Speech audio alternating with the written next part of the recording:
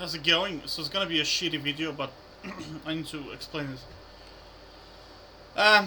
Okay, so when you're creating, so there are two types of context, right? There are two syntaxes for them. So this syntax is called, I call it context as a block of components. So what you do is you create a context wrapper that then goes into the app, and this wrapper has all of the components inside of it. And all of these components share the same values, which is like an object of values, right? And every time this is identical to Angular scope. So this object of values is called scope. Every component can see it, every component can update it, and every component can use it, right? So every time this scope changes, all components in this context re-render. And that's it. That's how it works, basically. So the syntax for this is...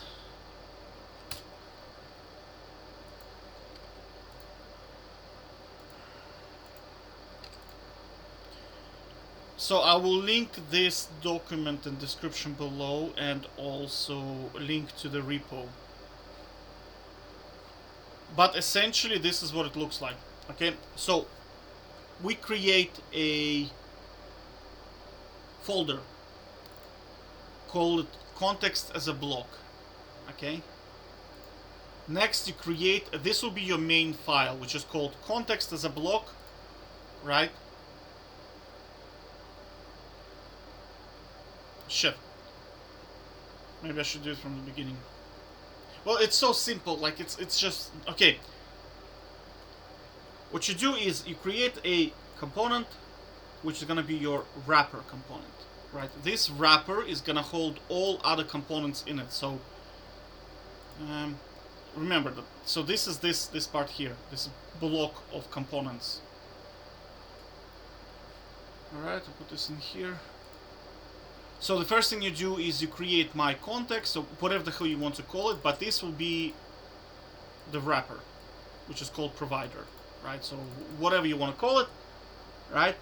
And this core component, core wrapper, is going to return this provider. Okay, so now we need to import this component into our app. You see, so we import it into our app. Think of it as a holder of all other components in it, right?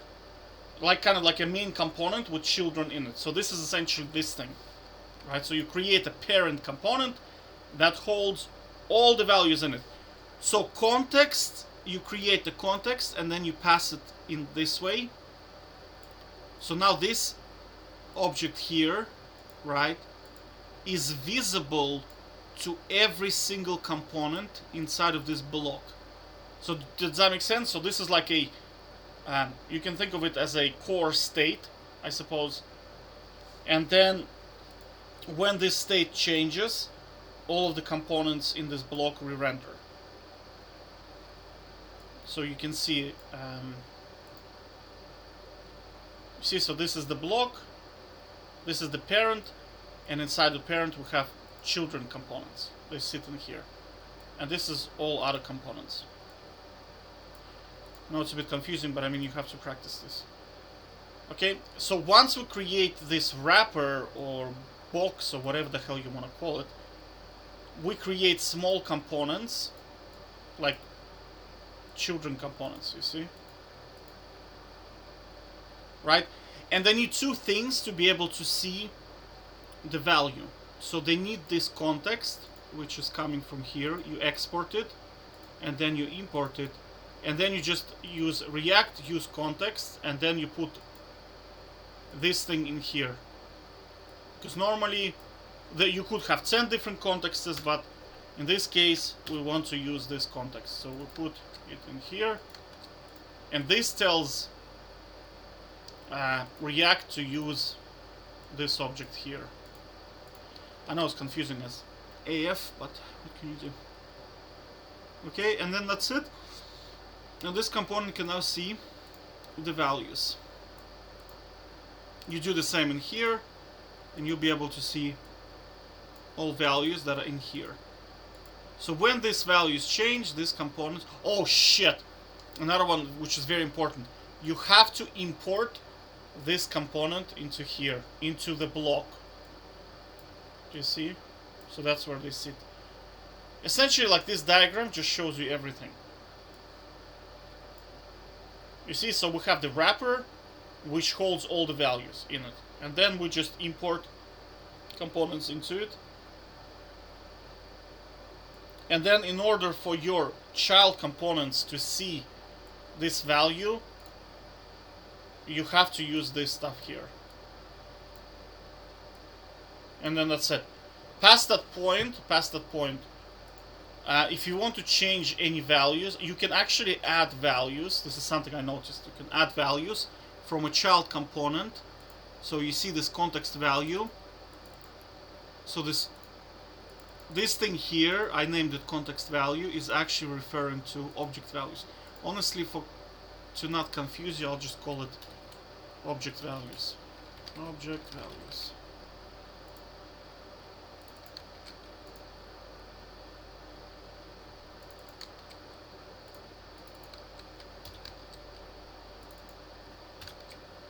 Whoops. Whoopsie, whoopsie, whoopsie.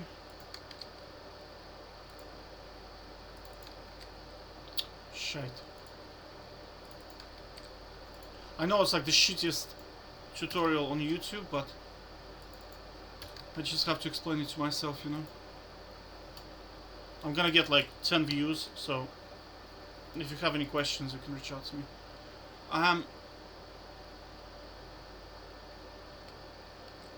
Yeah, I'll push it into the repo, so there is no confusion. Where is my repo? La la la la la la la. Changed. There you go.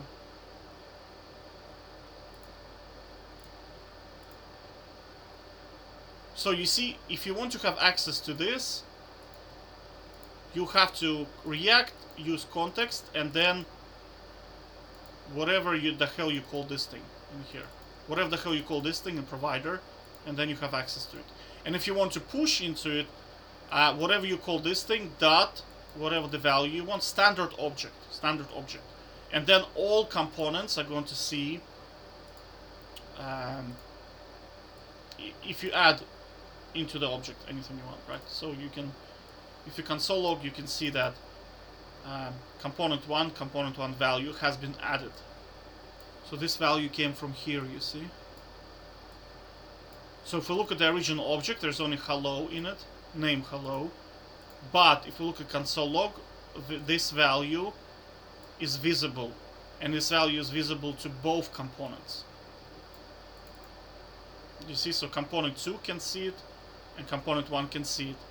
And component 1 is the one that added this value into it. So you see, like, you can kind of, as opposed to property drilling, you can just kind of bounce values between components this way. And also re-render components when they change. And that's about it, okay? Take care, bye-bye. Everything is in the description below.